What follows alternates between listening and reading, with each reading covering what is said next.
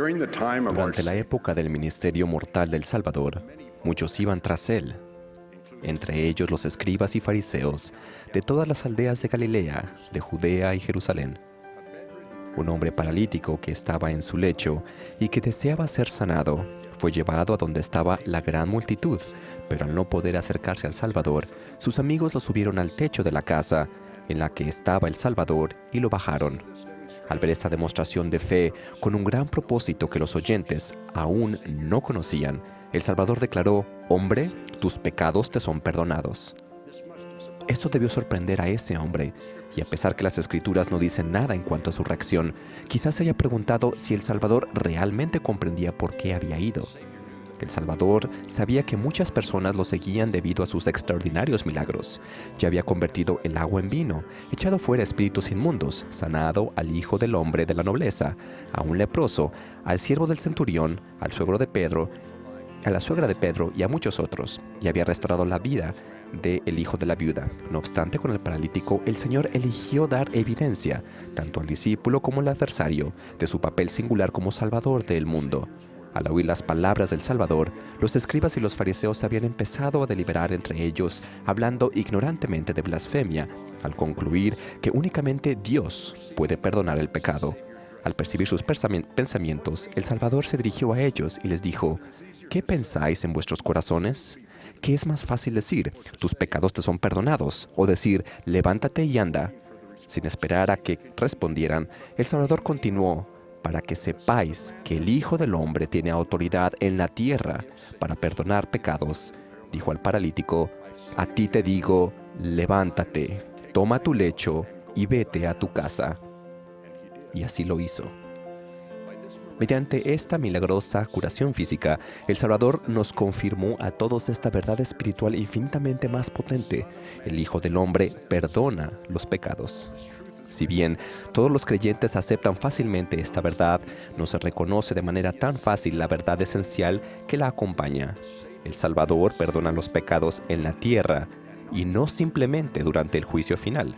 Él no nos disculpa en nuestros pecados, no aprueba que volvamos a los pecados pasados, pero cuando nos arrepentimos y obedecemos su evangelio, Él nos perdona. En este perdón vemos que el poder habilitador y redentor de la expiación se aplica de manera armoniosa y gentil. Al ejercer la fe en el Señor Jesucristo, el poder habilitador de su expiación nos fortalece en nuestros momentos de necesidad, y su poder redentor nos santifica cuando nos despojamos del hombre natural. Esto brinda esperanza a todos, especialmente a aquellos que piensan que el Salvador no está dispuesto a ayudar y a salvar cuando se vuelve a ceder en la debilidad humana. Al fin de iluminar nuestro entendimiento, Pedro preguntó en una ocasión cuántas veces debía perdonar a su hermano, y luego preguntó: ¿hasta 7? Sin duda, eso sería más que suficiente. Pero la respuesta del Salvador abrió más su puerta de su misericordioso corazón. No te digo hasta 7, sino aún hasta 70 veces 7. El Señor nos ama y quiere que comprendamos su disposición a perdonar. En más de 20 ocasiones, en Doctrina y Convenios, el Señor le dijo a quien se dirigía: «Tus pecados te son perdonados», o palabras similares.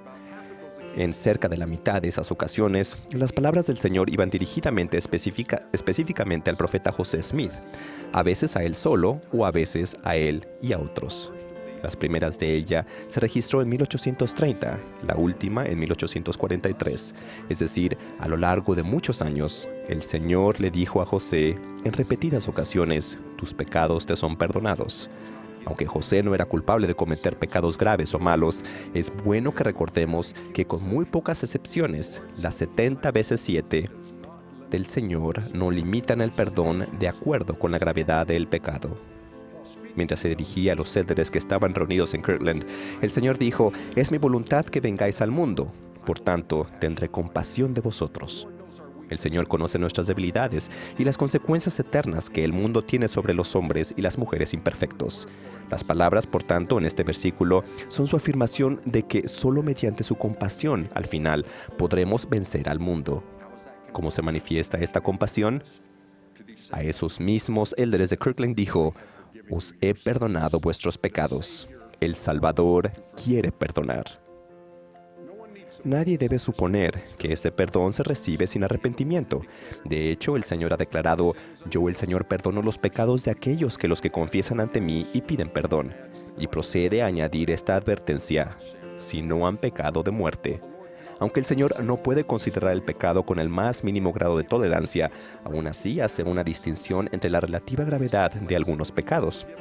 Él estipula que no habrá perdón por la blasfemia contra el Espíritu Santo, declara la gravedad del asesinato y recalca la seriedad del pecado sexual, tal como el adulterio. Él señala que la repetición grave del pecado sexual dificulta cada vez más el recibir su perdón.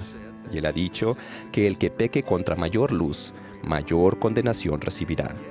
No obstante, en su misericordia, Él accede a la mejoría con el tiempo en vez de exigir la perfección inmediata.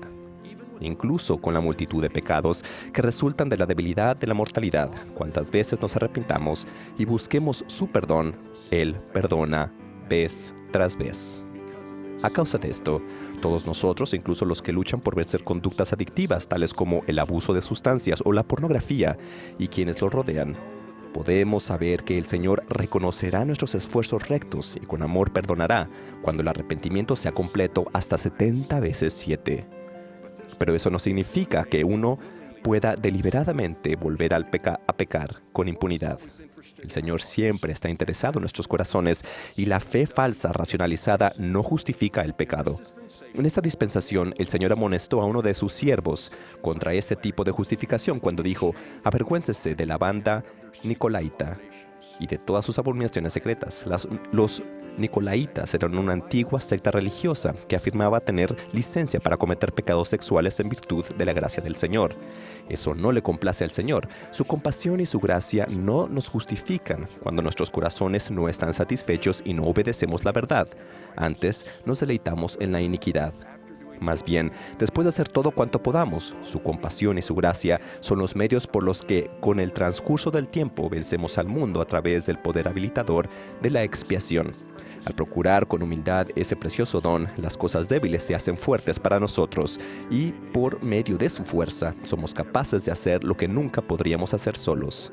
El Señor considera la luz que hemos recibido, los deseos de nuestro corazón y nuestras obras, y cuando nos arrepentimos y procuramos su perdón, Él perdona.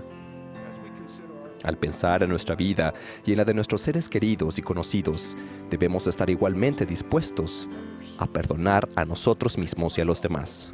En Predicad mi Evangelio se habla sobre la dificultad de vencer la conducta adictiva y alienta a los líderes del sacerdocio y a los miembros a no escandalizarse ni desanimarse si los investigadores o los miembros nuevos siguen teniendo dificultades con este tipo de problemas. Más bien se nos aconseja demostrar confianza a la persona y no juzgarla, tratando ese revés como algo pasajero y normal. ¿Podemos hacer menos por nuestros propios hijos o familiares que luchan con problemas similares, habiéndose desviado temporalmente del sendero de la rectitud? De cierto que ellos merecen nuestra constancia, paciencia, amor y sí, aún nuestro perdón. En la conferencia general de octubre pasado, el presidente Monson aconsejó: debemos recordar que las personas pueden cambiar, pueden dejar atrás malos hábitos, pueden arrepentirse de transgresiones, podemos ayudarles a vencer sus faltas. Debemos desarrollar la capacidad de ver a los hombres no como lo que son ahora, sino como lo que pueden llegar a ser. En una conferencia durante los primeros días de la iglesia, similar a esta conferencia, el Señor dijo a los miembros: en verdad os digo que os halláis limpios, mas no todos, porque toda carne se ha corrompido delante de mí, porque en verdad alguno de vosotros sois culpables ante mí, pero seré misericordioso para con vuestras flaquezas. Hoy, su mensaje es el mismo. El Señor sabe lo que estamos afrontando, que todos pecamos y que somos destituidos de la gloria de Dios una y otra vez. Él conoce las flaquezas del hombre y sabe cómo socorrer a los que son tentados. Él nos enseña a orar siempre para que no entremos en la tentación. Se nos dice que le imploremos con misericordia, porque Él es poderoso para salvar. Nos manda que nos arrepintamos y que perdonemos. Y a pesar de que el arrepentimiento no es fácil, al esforzarnos de todo corazón por obedecer su evangelio, Él nos hace esta promesa: de cierto te digo, que no obstante tus pecados, mis entrañas están llenas de compasión por ti. Yo no te desecharé completamente, y en el día de la ira me acordaré de tener misericordia. El Señor quiere perdonar. Cada semana, el coro del Tabernáculo Mormón inicia su inspirada transmisión con las palabras edificantes del conocido himno de William W. Phelps, Entonad sagrado son. Estas son las palabras de consuelo en la tercera estrofa. Al compás del dulce son, hoy traemos nuestro don, y en unión ofrecemos al Señor un contrito corazón. El Señor